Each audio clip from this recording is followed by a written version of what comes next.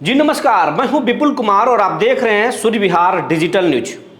बिहार में एनडीए का seat sharing का फॉर्मूला लगभग तय हो चुका है और इस पर महागठबंधन यानी इंडिया अलायंस की पैनी नजर बनी हुई है। जो अंदर खाने की रिपोर्ट है एनडीए की, उसी के आधार पर इंडिया अलायंस यानी महागठबंधन ने अपना कैंडिडेट भी तय कर लिया है और उनको क्षेत्र में जाकर प्रचार करने के लिए भी बोल दिया है। तो आपको ये जानना जरूरी है और आप बेसब्री से ये सर्च भी कर रहे हैं कि कौन से प्रत्याशी किस लोकसभा सीट से चुनाव लड़ेंगे, एनडीए से कौन लड़ेंगे और इंडिया अलायंस से कौन लड़ेंगे। तो इंडिया अलायंस, माफ कीजिएगा, हमने आपको एनडीए के उम्मीदवारों के बारे में जानकारी दे दी है, लेकिन अभी तक हम आपको इंडिया अलायंस यानी बिहार में जो महागठबंधन है उसके सीट शेयरिंग या उसके कैंडिडेटों के बारे में हमने आपको अभी तक जानकारी नहीं दी है। लेकिन अंदर खाने से जो रिपोर्ट निकलकर सामने आई है उसके आधार पर हम आपको बताने जा रहे हैं कि इंडिया अलायंस से, महागठबंधन से किस लोकसभा सीट पर कौन सा प्रत्याशी होगा। और खास करके आज हम आपको बताने जा रहे हैं राजद कौन कौन से लोकसभा सीट पर चुनाव लड़ेगी और वहां पर कौन संभावित कैंडिडेट हैं। तो आज हम आपको राजद के सीटों के बारे में जानकारी देने जा रहे हैं और उस सीटों पर कौन से उम्मीदवार चुनाव लड़ सकते हैं। ये फाइनल नहीं है कि लड़ेंगे ही, क्योंकि तेजस्वी और राहुल ये लगातार कोशिश कर रहे हैं कि जो एनडीए से मजबूत कैंडिडेट बेटिकट होंगे और जो बागी होंगे उन उम्मीदवारों को ही इंडिया अलायंस में लाया जाएगा और उनको फिर इंडिया अलायंस से चुनाव लड़ाया जाएगा। लेकिन जहां पर कोई भी बागी होने की उम्मीद नहीं है उन सीटों पर इंडिया अलायंस अपना मजबूत दावेदार उतारने जा रहा है। तो हम आपको बताते चले कि राजद जिस लोकसभा सीट पर अपना उम्मीदवार उतारने जा रहा है उसमें सबसे पहले है सारण में लालू प्रसाद को जो किडनी डोनेट की थी उनकी बेटी रोहिणी आचार्य सारण सीट पर इस बार ताल ठोकेंगी, चुनाव लड़ेंगी। एनडीए के जो भी कैंडिडेट हो उसके सामने रोहिणी आचार्य होंगी और रोहिणी वहां से चुनाव लड़ेंगी। अब हम बात करते हैं उजियारपुर लोकसभा सीट पर नीतीश सरकार के पूर्व मंत्री और राजद के बड़े नेता आलोक मेहता चुनाव लड़ेंगे और आलोक मेहता को ग्रीन सिग्नल लालू जी के तरफ से दे दिया गया है कि आप चुनाव में जुट जाइए, आप क्षेत्र में जाइए। अब गया सीट पर हम बात करते हैं। गया सीट पर एनडीए के तरफ से जीतन राम मांझी कैंडिडेट होंगे, ये लगभग तय हो चुका है। लेकिन उनके सामने आरजेडी अपना जो है कुमार सर्वजीत, जो वहाँ के पूर्व मंत्री भी रहे हैं कुमार सर्वजीत जो है वहां से कैंडिडेट होंगे।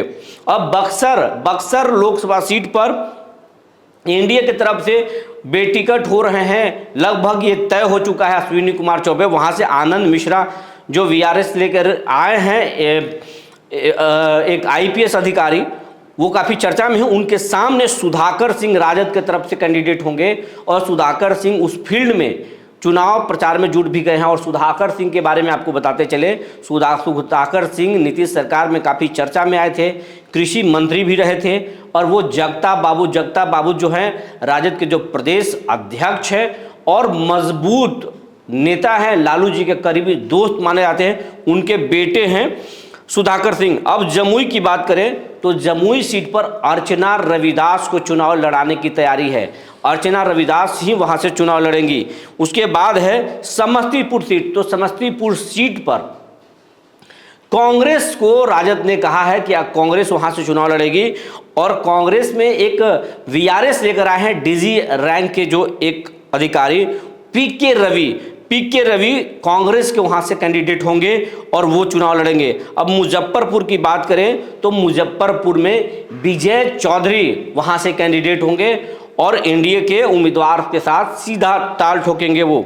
उसके बाद करें मुंगेर, तो मुंगेर में अशोक मेहता को लालू जी ने कह दिया है कि तुम शादी कर लो और वहां से चुनाव लड़ लो। वो अभी तक कुंवारे हैं, तो अशोक मेहता वहां से अपना कैंडिडेट उतारेंगे।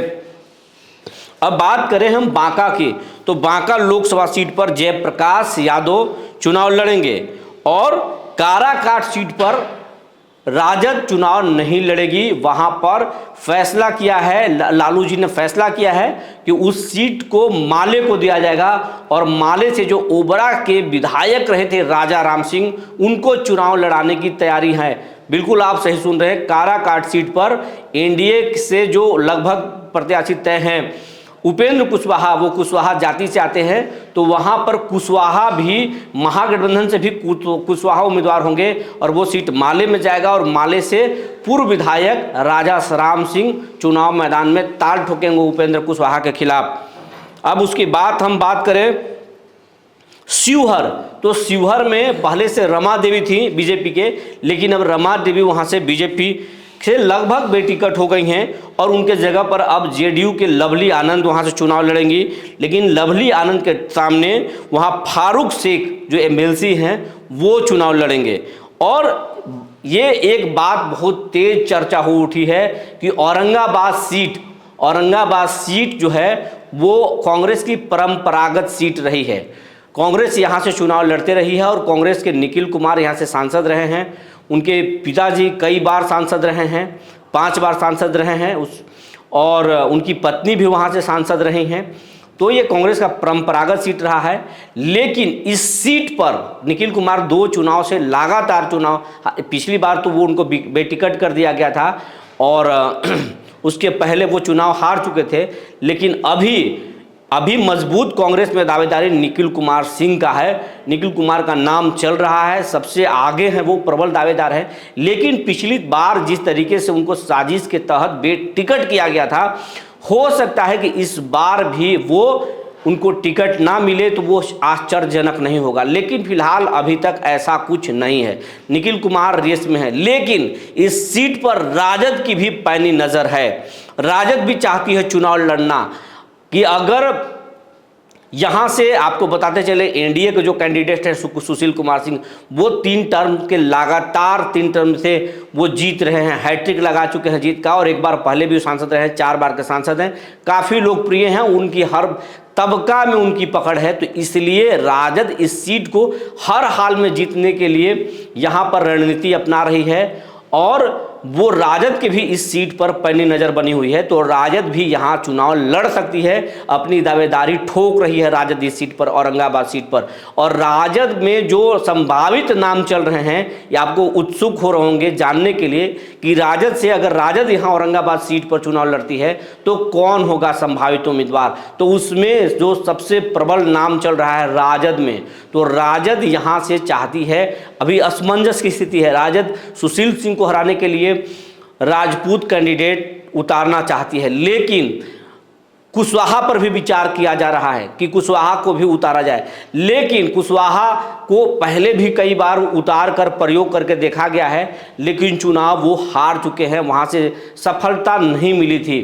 तो लेकिन फिर भी लालू इस बार कुशवाहा पर भी विचार कर रहे हैं और राजपूत पर भी विचार कर रहे हैं। लेकिन दोनों तरफ के जो संभावित कैंडिडेट है वो हम आपको बताते हैं। राजद में जो प्रबल दावेदार हैं वो हैं पूर्व एमएलसी और गया क्षेत्र के रहने वाले अनुज कुमार सिंह। अनुज कुमार सिंह सबसे बड़े दावेदार हैं राजपूत के तरफ से। उसके बाद में हैं डब्लू सिंह, नबीनगर के जो विधायक हैं, उनका भी नाम चल रहा है। और कुशवाहा की अगर हम बात करें तो 2 नाम चल रहा है और उसमें सबसे चौंकाने वाला जो नाम है, आप सुनेंगे तो चौंक जाएंगे। कोई पॉलिटिकल बैकग्राउंड नहीं, लेकिन वो नाम सबसे आगे चल रहा है। इसको आप लिख भी सकते हैं कि हमने आपको बताया था, ये आप नाम लिख सकते हैं। अगर राजद यहाँ पर कुशवाहा जाति अगर कैंडिडेट उतारती है तो डॉक्टर पुष्पेंद्र, वो दाऊद नगर एरिया के रहने वाले हैं, औरंगाबाद में बड़ा अस्पताल है उनका एसडी हॉस्पिटल, और वो राबड़ी देवी से भी मुलाकात कर चुके हैं टिकट के लिए। तो अगर कुशवाहा जाति से अगर यहाँ पर कोई कैंडिडेट होगा तो डॉक्टर पुष्पेंद्र यहाँ राजद के कैंडिडेट हो सकते हैं। अगर पुष्पेंद्र को अगर नहीं मिलता है तो फिर यहाँ पर कुशवाहा जाति के कई कैंडिडेट हैं, उपेंद्र वर्मा भी हैं और सुरेश मेहता भी इस कतार में हैं। तो कई नाम चल रहे हैं, लेकिन सबसे प्रबल दावेदार जो हैं कुशवाहा जाति के, वो हैं डॉक्टर पुष्पेंद्र। जो जानकारी निकल कर आई थी हमने आपको बता दिया। तब तक के लिए धन्यवाद।